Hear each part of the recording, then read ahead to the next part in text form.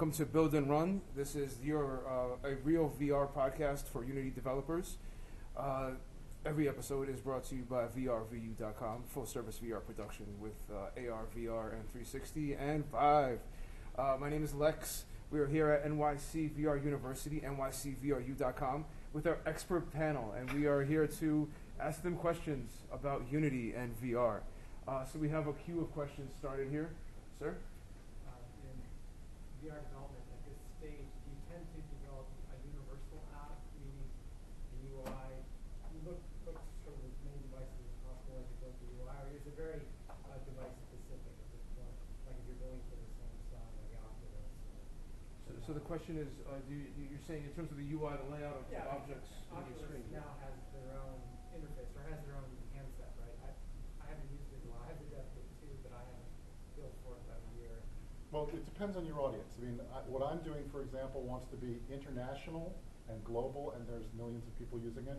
So I've got no English. I've got no buttons. I'm trying to be ultimately simple. So in my case, I've got to make every single platform, like every device there is, Apple Watch all the way through giant projection systems, right? But if your target is a more narrow game, where you know you need some kind of control, real-time input, then you're a little bit in trouble. Because right now there's a choice of different input devices coming out over the next year. It's not clear which one of them will win. Have they landed any of these devices yet? Well, the touch has been delayed again. Yeah, the only thing you can really get is the Gear VR or a Google Cardboard. So I'd say if you're gonna, I would say it's try to target those. Those are gonna be, you're gonna learn the most. I think especially building for Google Cardboard, because you really need to learn the Unity interface, and that's I meant to tell them that. Also go through the Rollerball tutorial and just get really familiar with how Unity, the event system works, the hierarchy, how the prefabs work, and all those things. Yeah, okay. I would say, yeah, but if you're going to build like the same, are you talking about building the same game but on multiple, like one for Google Card? You're going to want to keep your projects separate. Just like copy your project, because you're going to end up with different quality build settings at the end, different texture compression settings. You could throw, the higher up you go, you can start throwing more, models in there, more stuff into the scene, more animations. So, you want to think, maybe like an example would be like Adventure Time on Gear VR. The Note 4 version doesn't have shadows and as many bees flying around, but when they were able to make it for the S6 and Note 5, they were able to throw a few little things in there. So you kind of want to stick to whatever platform you're going to build and just build that, and then just duplicate your project, and then it's really just about your player controller. Get rid of the cardboard, throw the Oculus in, and it should work. Can I add to that? It's for the expert panel only, but we will get there. So this is the idea. So essentially you have this pyramid of from you want the most people to try it. It's going to be super low poly, essentially Google Cardboard. Works for everybody's phone. And then you get to the peak of the peak, which is the Vive, which is not even out yet. But when it does come out, Jay-Z will have it, and everybody else that you wish, you want the highest level of luxury VR. And it's somewhere in between. Let's just do a few more questions right here. And then you, sir, in the front, but her back here first. So I've been looking to experiment with controllers. I got the Boost Motion for Christmas, and I have the Gear VR, and I was just wondering what experience any of you have messing around with controllers. Yes. For that, you're not going to be able to do anything unless you take apart your Gear VR and then hack the hell out of it with a bunch of parts from like an Arduino store, because it only has that one micro USB port. The one on the bottom is only for charging. And so I believe me, I've looked into this. I've tried to connect Beat Motion with Bluetooth, anything possible, and unless you take it apart, you're not going to do it. So really, you're just stuck with. Online, right? Yeah, but I wouldn't. All right, and then you in the front. Wait. She's asking about control. This talking about Beat Motion. Yeah, you mentioned that. At CES, there were a whole bunch of new controllers that I saw. And so you have to check out those CES. Like a year, maybe there'll be something. There's some clip-on hand controllers I saw, for example, that work with Mobile Gear VR. I saw at least 10 different input devices at CES. So they're all currently Yeah, and the impression I got from the people there is they think there'll be about 1 million of these mobile Gear VRs in people's hands in the next year. So that's a good audience size. Yeah. So I mean, it's the more control we'll get even deeper into that too. On some demos, we'll have actually a demo session. We'll have a bunch of different controls. I'll have some controls that you guys have never seen in your lives before, and it'll be a privilege to let you guys try that out a little bit later. We have a little more time, so question in front. Can you talk about shaders, mobile, optimizing shaders for mobile deployment? Anyone? You want to use the mobile diffuse shader in Unity for anything mobile. So don't even bother with the standard shader or anything else. And if you're gonna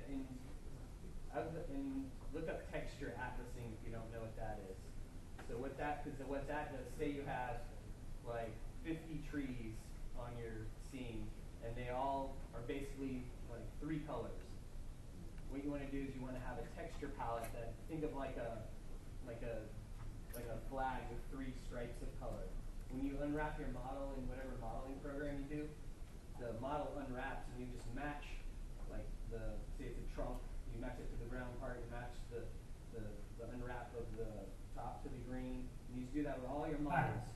So when you build your scene, all your tree models are getting the same texture with the same Unity diffuse mobile shader, and so there's only one draw call for like across all your trees instead of 50 different ones. So.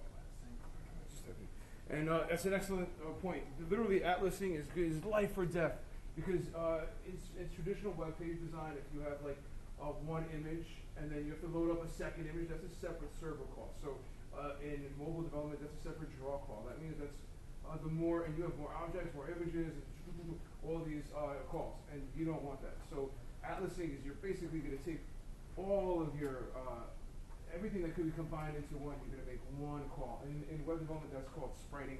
In Unity, there's this simple LOD plugin in the asset store.